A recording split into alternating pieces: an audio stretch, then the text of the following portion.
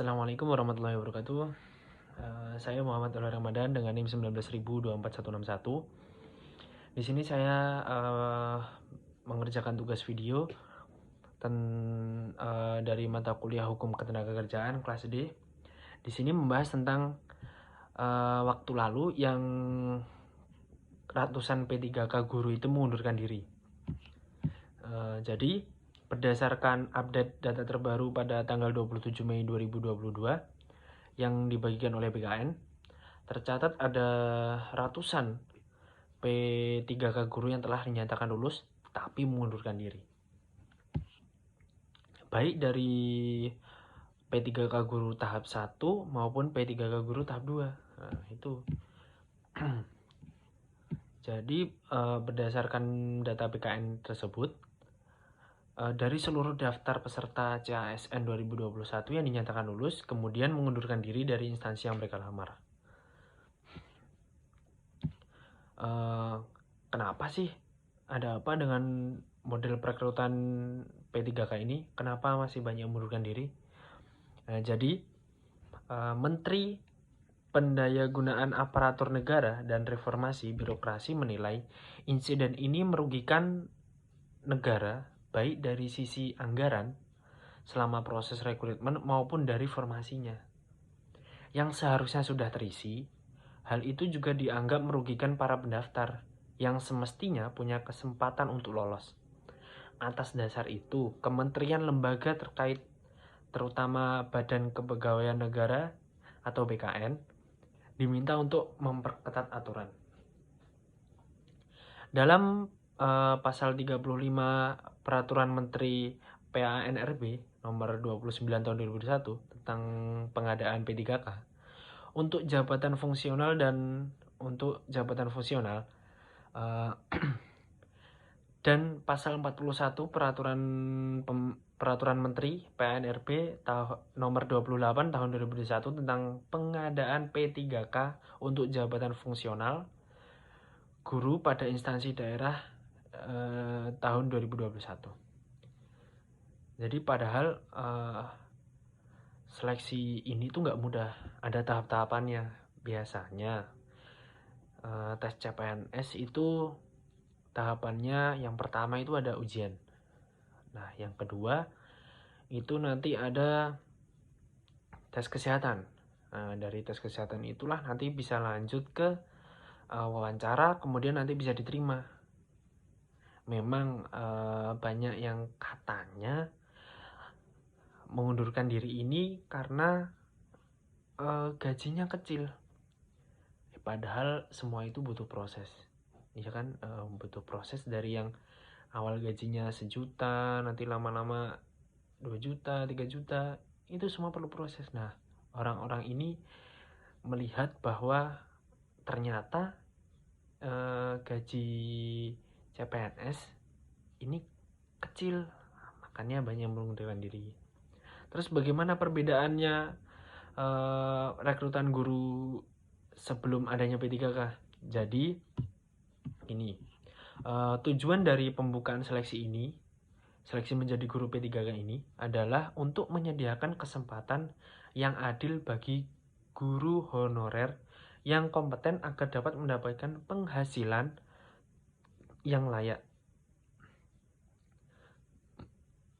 Dikatakan Mendikbud, setiap pendaftar diberi kesempatan mengikuti ujian seleksi sampai 3 kali. Nah, jika gagal pada kesempatan pertama, dapat belajar dan kemudian mengulang ujian lagi yang kedua tahun depannya, dan kalau gagal lagi bisa tahun ketiganya. Nah, Kemendikbud akan menyediakan materi pembelajaran secara daring untuk membantu pendaftar mempersiapkan diri sebelum ujian seleksi. Jadi sebelum seleksi itu biasanya nanti banyak ya yang kayak dari Instagram, Twitter itu mengadakan tryout online seperti itu.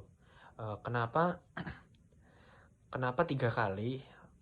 Karena ini kalau mau mendaftar menjadi CPNS itu ada batasan umurnya. Biasanya kan lulus SMA nih, lulus SMA kita umur 19. Ya 19. Nah itu biasanya batasnya itu nanti umurnya sekitar 22 sampai 23. Itu maksimalnya. Lantas apa yang membedakan tahun sebelumnya? Formasi guru P3K ini terbatas. Yang kedua, setiap pendaftar diberi kesempatan mengikuti ujian seleksi sebanyak 1 kali per tahun. Nah, ya kan? Itu yang dulu. Terus ketiga, tidak ada materi persiapan untuk pendaftar. Nah, ini jadi dulu itu nggak ada persiapannya. Nggak ada. Jadi tiba-tiba aja gitu kan. Terus yang keempat, pemerintah daerah harus menyiapkan anggaran gaji peserta yang lulus seleksi guru P3K ini. Yang terakhir ada biaya penyelenggaraan ujian ditanggung oleh pemerintah daerah. Kemudian di tahun sekarang ini yang akan berlanjut sampai seterusnya itu yang pertama, semua guru honorer dan lulusan PPG bisa mendaftar dan mengikuti seleksi, dan semua yang lulus seleksi akan menjadi guru P3K hingga batas 1 juta guru. Nah ini agar pemerintah bisa mencapai target 1 juta guru, pemerintah pusat mengundang pemerintah daerah untuk mengajukan formasi lebih banyak sesuai kebutuhan. Karena tadi mungkin karena banyak yang mengundurkan diri, jadi mau nggak mau kan kita juga butuh menambahkan kuota gitu kan. Itu yang pertama. Yang kedua, setiap pendaftar diberi kesempatan mengikuti ujian seleksi sampai 3 kali kan. Jika gagal kesempatan pertama, dapat belajar lagi kesalahannya di mana, terus mengulang lagi tahun kedua. Gitu terus. Seterusnya sampai 3 kali atau umur 22 sampai 23 tadi. Kemendikbud akan menyediakan materi pembelajaran secara daring untuk membantu pendaftar mempersiapkan diri sebelum ujian seleksi. Nah, jadi biasanya nih nanti ada tryout tadi dari Kemendikbud atau dari instansi lainnya. Nah, itu. Kemudian yang keempat, ada pemerintah pusat memastikan tersedianya anggaran bagi gaji peserta yang lulus seleksi guru P3K. Nah, kalau tadi kan anggarannya itu dari pemerintah daerah. Kalau ini nanti dari pemerintah pusatnya. Yang terakhir ada biaya penyelenggaraan ujian ditanggung oleh Kemendikbud. Nah, kalau tadi biaya penyelenggaraannya ditanggung oleh pemerintah daerah, sekarang ini ditanggung oleh Kemendikbud. Lantas apa sih perbedaannya P3K sama PNS ini? Nah, ini. Pada Undang-Undang Nomor 5 Tahun 2014 tentang ASN atau Aparatur Sipil Negara, P3K itu adalah diangkatnya atau dipekerjakannya dengan perjanjian kontrak dengan jangka waktu yang ditetapkan. Ya sekilas emang pegawai P3K ini hampir mirip dengan perjanjian kontrak yang lazim dilakukan pada perusahaan swasta yang mengacu pada perjanjian tertulis sesuai Undang-Undang Ketenagakerjaan. Gampangnya gini deh, P3K ini adalah pegawai yang di-outsourcing oleh instansi pemerintah baik Pemda maupun pusat. Ini P3K itu adalah warga negara Indonesia yang memenuhi syarat tertentu yang diangkat berdasarkan perjanjian kerja untuk jangka waktu tertentu dalam melaksanakan tugas pemerintahan. Itu bunyi dari pasal 1 ayat 4 Undang-Undang Nomor 5 Tahun 2014. Jadi dengan kata lain yang dimaksud dengan ASN adalah PNS dan P3K yang diangkat oleh pejabat pembina kepegawaian dan diserahi tugas dalam suatu jabatan pemerintahan atau diserahi tugas negara lainnya dan digaji berdasarkan peraturan perundang-undangan. Sementara PNS adalah pegawai pemerintah yang bersifat non-kontrak atau tanpa batas waktu. PNS ini merupakan pegawai yang telah memenuhi syarat yang ditentukan, diangkat oleh pejabat yang berwenang, dan diserahi tugas dalam suatu jabatan negeri. Nah ini, gaji dan tunjangan. Perbedaan P3K dan PNS juga menyangkut soal gaji. Ini tadi, kenapa banyak orang yang mendaftar tadi udah keterima tapi malah nggak diterima, nggak diambil. Nah itu karena gajinya ini. Selain gaji, P3K juga bisa menerima penghasilan lain berupa tunjangan atau honor dan perjalanan dinas yang diatur berdasarkan standar biaya masukan yang dirilis. Besaran penghasilan di luar gaji P3K tersebut sepenuhnya merupakan wewenang instansi pemerintah yang mengangkat P3K. Dalam peraturan besaran gaji P3K, pemerintah sudah mengeluarkan peraturan presiden nomor 98 tahun 2020 tentang gaji dan tunjangan pegawai pemerintah dengan perjanjian kerja. Jadi P3K ini bisa menerima tunjangan keluarga, tunjangan pangan, dan tunjangan jabatan. Semua tunjangan P3K tersebut juga bisa didapat di PNS. Nah, tapi perbedaannya PNS dan P3K, PNS ini bisa mendapatkan tunjangan dalam bentuk tunjangan kinerja atau tukin biasanya, di mana tukin tidak diberikan kepada ASN berstatus P3K. Nah, ini perbedaan P3K ini sama PNS juga pada hak cutinya.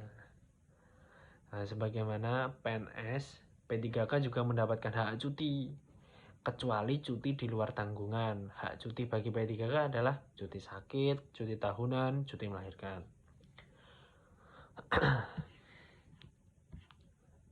Ini terus ada juga ini perbedaan P3K dan PNS pada hak pensiun. Satu hal yang membedakan hak yang didapat antara P3K dan PNS dalam hak pensiunnya. Tunjangan pensiun yang hingga kini masih dalam pembahasan oleh pemerintah ini. Pembedaan PNS dan P3K ini menjadi salah satu perhatian pemerintah karena sama-sama dalam PNS itu ada regulasi Undang-Undang 11 tahun 1969 yang mengatur pensiunan PNS bahwa pegawai negeri yang memberikan jasa akan diberikan kontribusi yang namanya pensiun. Maka harapannya pemerintah ke depan itu ingin mereka P3K tadi yang sudah berjasa itu diberikan jaminan pensiun juga, walaupun bentuknya memang dalam format yang masih dicari. Nah itulah beberapa penjelasan mengenai kenapa tadi P3K banyak mengundurkan diri dari P3K itu. Ya itu, padahal ya ampun masih banyak orang yang ingin jadi P3K inilah, PNS lah atau apa, masih banyak yang mau, tapi nggak tahu kenapa. Ya mungkin karena tadi tuh ya gajinya awal kecil, padahal memang pertama itu memang ya kecil ya. Seperti saya sebenarnya juga pengen daftar tapi belum rezeki, belum keterima kan ya. Jadi di sini saya juga minta doanya semoga saya cepat lulus dari Universitas Ahmad Dahlan ini dan bisa melanjutkan mendaftar ke tempat yang saya inginkan nanti. Sekiranya seperti itu, kurang lebihnya saya mohon maaf. Apabila kurang paham, mungkin bisa nanti Bu Fitri jelaskan di kelas selanjutnya. Terima kasih. Wabillahi taufiq walhidayah. Wassalamualaikum warahmatullahi wabarakatuh.